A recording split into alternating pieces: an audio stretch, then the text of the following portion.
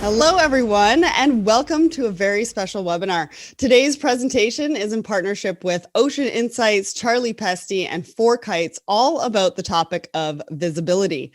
My name is Sarah Barnes-Humphrey. I am the host and founder of Let's Talk Supply Chain, as well as the CEO of Ships.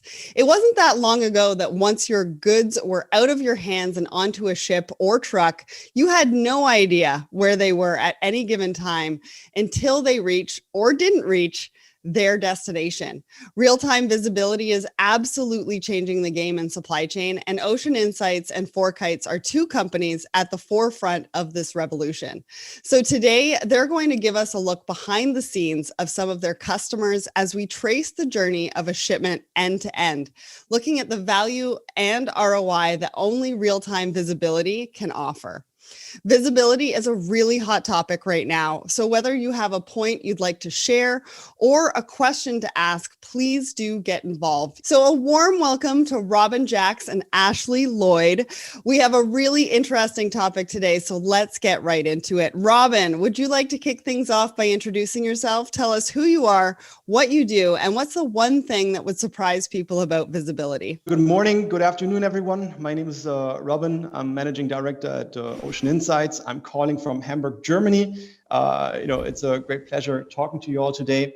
I've been with the company for 5 years, and I've been a key part in many of our most important integration projects with customers. And today I'm very glad to discuss with you the ROI potential of ocean visibility or end-to-end visibility in general. The one thing that may surprise potential clients most is, at the end of the day, how easy it is to deploy visibility services, right? It's not a super big integration, and it yields return on invest right from day one. So be glad to discuss this even further later on. Great. Thank you, Robin. So over to Ashley. Why don't you tell us who you are, what you do, and what's the one thing that would surprise people about visibility? Hi, everyone. Good morning, good evening. I am a product manager with FourKites based here in Chicago. My focus is on building out multimodal end-to-end tracking capability. I've been with the company about 3 years. And during that time, I focused on building out our door-to-door tracking capabilities, mainly focusing on developing features to seamlessly track multiple legs of the complex international movements, whether that's over the road, on the rail, on the water, or in the air. I'd say one thing that would surprise people about visibility is that it's not necessarily limited to tracking just when the freight is actually moving. It can actually start much earlier than that and end much later. You know, many of our customers create records in our platform for purchase order visibility and shipments before they're actually planned to move, so that they can monitor if things are progressing as expected. Then, of course, shipments track and they move to their final destination, but visibility doesn't end there either. The real-time data can be actually leveraged after the fact in a variety of ways for analytics purposes. Some of our customers use real-time tracking data to audit detention costs, for example. Others leverage transit time and cycle time to feed back into their systems so that those things are updated dynamically in real time. And others use this data when they're having conversations with their carriers about performance and when they're deciding who to give business to. So I'd say, visibility's come a long way since this space was established about 5 years ago, and it's definitely not limited to, where's my container or where's my truck. Awesome. So that's amazing. Let's start this discussion off with a little bit of context, shall we? Ashley, the first question is for you. When we talk about visibility, what exactly are we talking about? Because I think there's some confusion around the word and what that means. And especially in your introduction, when you said, what would surprise people about visibility is that it can start early. So let's talk about what exactly visibility means. So when we talk about supply chain visibility at the most basic level, we're talking about the capability to see all of your orders and freight planned, active, and delivered, and to have real-time data flowing in for each of these shipments, whether that's location data, event data, terminal data, things like that. So today, visibility extends across the globe. And it's truly multimodal. It spans across truckload, less than truckload, ocean, rail, air, and parcel freight. It certainly answers the question, where's my truck and where's my container, with the real-time locations across modes, but doesn't end there. It also includes ETA predictions, since locations without accurate context are definitely less useful. It also includes exception management, so proactively notifying you when there are complications in your supply chain, whether that's a late shipment, a customs hold, or a rolled booking. It also supports your operational workflows and serves as a single source of truth for all parties on these shipments. especially as things change throughout the life of a shipment. Having visibility enables the supply chain to move more quickly in case of disruption, and it can help you keep all parties on the same page when you're achieving the same goal, which is an on-time and full delivery. Yeah, and it's really important, especially right now. I mean, we're hearing all sorts of horror stories about what's happening in ocean freight at the moment, trying to get goods here, et cetera, et cetera. So thank you for that. Now, Robin, would you agree with that? And why is visibility so important? Sure, definitely agree. Maybe I could share with the audience here a couple of examples that we came across when we work with customers. And I think you have to be mindful of the fact that Ocean Insights, FourKites, like all the visibility providers, they work with a broad range of different companies from different industries. So we are heavy in the automotive industry, in the commodity trading industry, FMCG. They all have different kind of requirements, and they have different reasons why they'd be looking at visibility. But what they all have in common is that visibility definitely helps them to solve some of the problems. And I think I was kind of surprised when we first started this thing, how our customers think. Like the question is always, how can I make my customer happy? So we help our customers to get a better customer experience. And maybe I could just take the example of freight forwarders. So there are many freight forwarders around that put a whole lot of money into digitalizing their supply chain. What does that mean? I mean, it's a very broad concept indeed, but we usually do, how we help them is we provide data into their own visibility systems. We help them with sailing schedule data. We help them with our visibility data so that they can show this data to their customers. Another example is, and probably, due to the fact that we're from Germany, we have quite a good exposure to the automotive industry, and these guys are obsessed with ETA accuracy. And I think Ashley just mentioned it, but the concept of ETA predictions, this was really a game changer because it allowed you to anticipate ETA changes long before the shipping lines or the ports were aware of this. And this can make a day can make all the difference. It can make the difference between booking air freight, which is costly, or getting the same stuff from a different warehouse, which is cheap. Now, this is just one of the things that you could do. Awesome. One of the questions from the audience, and I'm going to ask this here, is it's from Mohammed. Is the visibility on a container level or SKU level? Which is interesting because I asked you guys what exactly visibility means. And to me, I think it would mean that it would be visibility on both levels. But what do you guys think? I would say, we definitely have customers who decide to go with both paths. Container level is certainly generally easier to get started right in the front end. But, SKU level information takes a little bit more integration with systems. I think SKU level information is where visibility is kind of moving to. Across our customer base, we're seeing a lot of movements with consolidation and deconsolidation, for example. So, you might not actually be tracing that physical container the whole way anyway. So having information about the inventory actually becomes really important when you're talking about end-to-end visibility. So I'd say, definitely see both in the industry. The capabilities are definitely there for both. Well, and I think right now, as we've seen in the last 6 months with the boom of an even bigger boom of e-commerce, that's not really going away. And, everybody or some of the retailers moving online. And so we're really going to be seeing an uptick in that, I think, in warehousing as well. So we've lived without it, right? We've lived without visibility for quite some time. Do you think it's a nice to have, or is it actually a piece of a really critical infrastructure in supply chain moving forward? For larger multinational supply chains, when you're talking about, potentially thousands of containers or shipments, I think visibility is becoming more table stakes these days. End customers are starting to demand an Amazon-like experience, to use a very overused phrase, but they're expecting frequent real-time updates on when their order is coming to them and an accurate ETA. They're not going to be satisfied without that information anymore. I think we've started to see the importance of supply chain visibility highlighted even more since COVID started, especially in the earlier days of the crisis, where we had a ton of supply chain disruption. Companies who were already, tracking using a supply chain visibility software were able to quickly identify and track those key shipments at the item level to make sure that toilet paper, for example, was being restocked as soon as possible. Yeah. I would agree with that. And we've got a couple of questions from the audience in regards to carriers, but I'm going to leave those till the end because what I want to do is I want to take it from an industry level, get into a customer level, and really talk about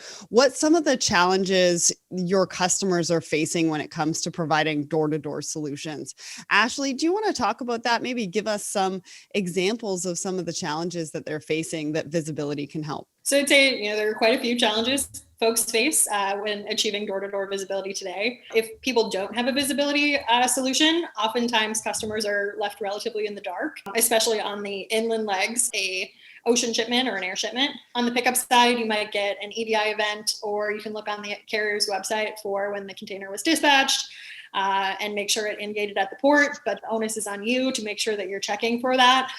Nobody's proactively notifying you, and there's not really much else they're providing. Right. On the delivery side, you can see when it outgated and sometimes when the container got returned, but even confirming it was delivered at the facility can be more challenging than you might expect. So not having any insight into an accurate, updated predictive ETA to the port of loading and the final delivery can definitely cause huge issues. You can miss a port cutoff on the pickup side and not make the scheduled vessel. And then on the delivery side, you have a ton of challenges that can, potentially even lead to out of stock situations, which nobody wants. And this can really be a black hole today. It requires, a lot of manual check-ins when things don't progress as expected. There are a lot of email chains, Excel spreadsheets, going back and forth to try to understand where the container's at. We had a customer earlier this year who was affected by a rail strike situation, and they were able to quickly identify where all those containers were at on the rail and reroute cargo from other warehouses rather than having to wait on that and potentially facing an out of stock situation. So that's just an example of where software can really help when you're talking about these inland legs of shipments. Out of stock or even penalties, right? I mean, if we really want to drill down to it, it could often result in penalties that are costing you on a day-to-day basis. Yep. So Robin, can you give us some of your real life examples of the challenges that customers are seeing that you're helping to solve through visibility?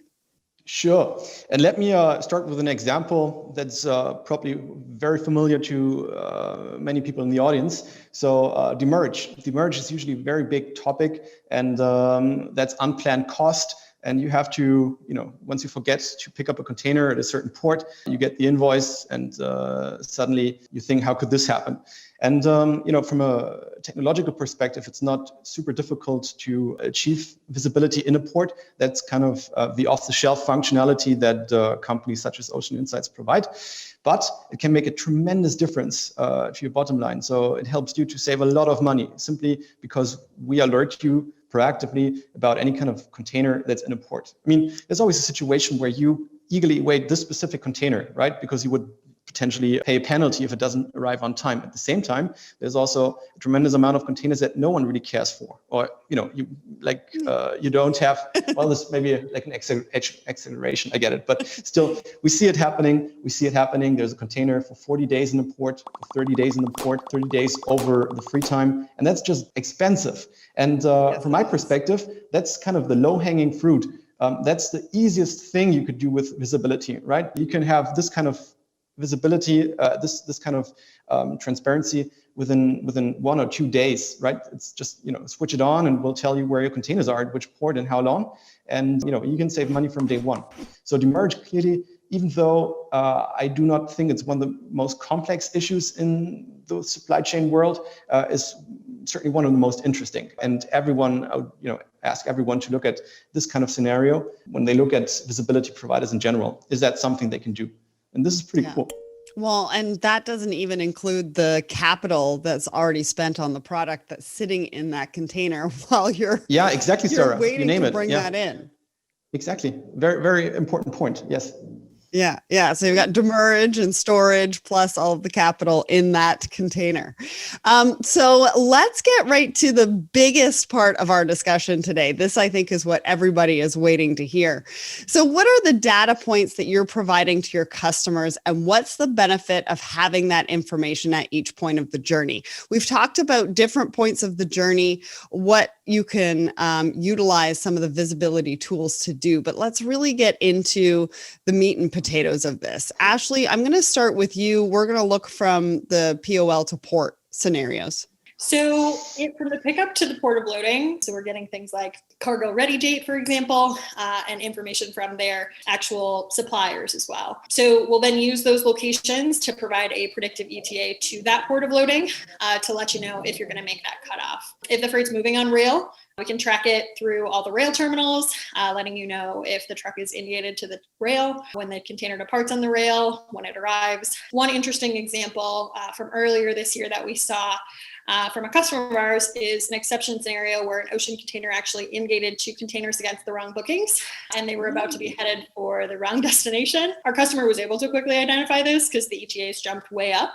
And so they were able to save a lot of time and headaches by having the carrier re-indicate those bookings against the correct locations to resolve that before they were ever loaded on the vessel. They mentioned that had happened a few years ago, and it took over 6 weeks to get it resolved, which certainly has a huge impact to inventory if those were key containers they needed. Yeah, that's a horrible phone call to get. Yeah. Is my shipment going to be here soon? No, sorry. It's in Europe and it's supposed to be in North America. I mean, that's one of the calls that you absolutely don't want to get. That's when your heart sinks. I mean, I'm sure everybody in the audience has felt that previously before any of these visibility tools. So Robin, I'm going to send it over to you. So what data points are we looking at for port to port visibility? And then Ashley, I'm going to send it back to you so that we can do the final mile. So I think there's a standard set of data points that you would get on a port-to-port journey, for example, from Ocean Insights. It starts with maybe container gated in, container loaded on a vessel, vessel left the port, and then this whole thing for the transshipment port again, and at the port of discharge. So I think this is data everyone's kind of familiar with, probably. It gets more interesting if you look at what we do with this data to derive maybe some things out of it, from it, that would not be available in an EDI feed or through standard ways of tracking websites, for example. I think we ask our customers, and they all agreed that transshipments are horrible. They don't particularly like transshipments, but it's a reality, and you have to go through transshipment ports in many cases, but usually that's a big annoyance for them. Now, we thought, what can we do about this? And obviously we can't. We have no options to change how the vessel operates, how the captain decides, right? But having better visibility on blank sailings and having better visibility about whether a particular container is going to make it on the next vessel was a really game changer. Absolutely. And adjusting the ETAs at that point rather than adjusting them, even further along the chain, which is huge. So then, Ashley, what data points are we looking at to cover the port to the place of delivery? So once a vessel has arrived, we'll provide some in-terminal visibility depending on, the capabilities of that terminal. We'll always let you know what terminal your vessel berthed at, when that container was unloaded, and then depending on that terminal integration, we can provide some additional data elements like the last free day, and then any line hold or customs hold status or release information. We'll track the out gate from the port of discharge, and then we'll track the over the rail move to wherever that's going. So we'll provide those inland tracking for the onboarded over the road and rail carriers, and then of course an updated predictive ETA to the final delivery along the way. We've also had customers who have used this real-time tracking to proactively communicate exceptions to their end customers. So making sure to provide that high quality customer service and letting them know when that's going to be coming into their facility. So I'm going to take a couple of minutes because I've got some questions for the end for us. But before we do that, we've got a lot of questions from the audience. So I think we're going to do that right now. So let's start with, we do have somebody anonymous in the audience that says, how important is the weather forecast on top of traceability in this sort of setup? Robin, do you want to take that one? Yeah, that's an amazing question. So we hear that a lot, and I think it's very counterintuitive. You would definitely assume that weather plays a huge role in ETA predictions, for example. We also thought this, and then we did some checks, and we looked at the correlation between ETAs and weather events. For the most severe weather events, such as hurricanes, we didn't see a great correlation. Then we thought about this, how comes? And at the end of the day, it's because these are steamships and they do not necessarily rely on weather conditions. So it's pretty much irrelevant whether there's a little bit of rain, whether there's a thunderstorm, whether you have 10 knots of wind. I mean, again, I said safe for the most severe events, but looking at just the weather forecast, it's super difficult to derive ETA predictions from it. That is interesting because I've heard weather can obviously skew some of the information that we're getting. So it'll be interesting to see whether you will look at that again in the future. So Ashley, does your system also give visibility of temperature, humidity, shock, etc.? Yeah, we do have a temperature tracking offering that's primarily for domestic shipments at this point. We've previously explored it for containers, from what we've seen so far, and these devices are changing. So, this is current state, and it certainly probably won't always be future state, but, there are some battery life concerns when you're talking about these devices on containers throughout their whole journey. But it's certainly something we may explore further in the future. We also consider things like shock. On the domestic side, for rail, this becomes important, especially for our chemical shippers and things like that on the rail in North America and Europe. So they're definitely data points we take into account when we can get them. They're not 100% of the time available, but certainly we do. Thank you. And then another one from an anonymous attendee member in the audience. Visibility is great, yet how do you organize your data when only a portion of your carriers share their live visibility? For example, subcontractors. Robin, did you want to take that one? Yeah, that's indeed a very good question. So usually we as a visibility provider would need to have some sort of connection with the shipping line. Then at least we would need to know who the shipping line is that's moving that particular container. It's not enough to tell, that's the freight forwarder, at least from the ocean perspective, right? But usually what we do is then on behalf of the customer, we would get in touch with the service provider, with the logistics provider, with the freight forwarder, and work such things out, because the information about the shipping line is there somewhere. You just need to ask. And then what happens all the time is that we would have data feeds with the freight forwarders on whose behalf our customer asks us to integrate, and they would share with us the relevant data points. But indeed, we would need to have information about the actual booking carrier rather than freight forwarder or an NVOCC. But that's, right, from my perspective, not a big issue. That's something that's usually done within a week. So we have a good track record of having these discussions with whoever is in possession of the data. Exciting. So I'm going to narrow this down to a couple more questions. So Robin, I'm going to combine a couple of questions for you, and then Ashley, we've got one directed to you as well. An anonymous attendee actually asked, can you tell us something about your rollings feature? And then the other person would like to know, or would like you to explain how your tool would help manage and reduce demurrage and detention. So if you could cover those two pieces for us, and then I've got another question for Ashley. Okay, very good. So containers that get rolled is a thing that happens very often. And I think I usually joke that there's nothing Ocean Insights can do about the rollovers as such, right? So we don't have any particular connection with the shipping lines that we can unroll this container. But at the same time, having visibility about these rollovers is great, because on the operational level, it's usually an early warning indicator that something's fishy about the specific shipment. So we have our algorithms in the background that would then check for the transshipment issue. But we have instances where, for whatever reason, a container gets rolled 5 times, 6 times. Is that good or bad? We can't really tell for sure, but we would assume that it's bad. But we would also think that customers should know about this. And sorry, would you mind repeating that question, the second question again? The second question was just to explain a little bit more about your demurrage detention tool. It's very simple. You tell us which container to track, and we'll figure out when it got to the port, when the container was discharged, and then we'll also figure out when it was gated out. We count the days between those 2 data points, which is easy enough. And then we would alert you based on potentially some alerts that you defined about the container. It's standing there for 12 days. It's standing there for 10 days. Hands down, it's a bit of a low-tech approach. We just count the days, the delta between 2 data points, but it helps. It does the job. And the beauty of it, it's super, super reliable. Perfect. Awesome. Thank you. Now, Ashley, this question is from Cause. How can suppliers integrate with your software? Do all parties to a shipment need to all be using the same platform? We have an expert integration team and an implementation team at FourKites that manages all of those data integrations.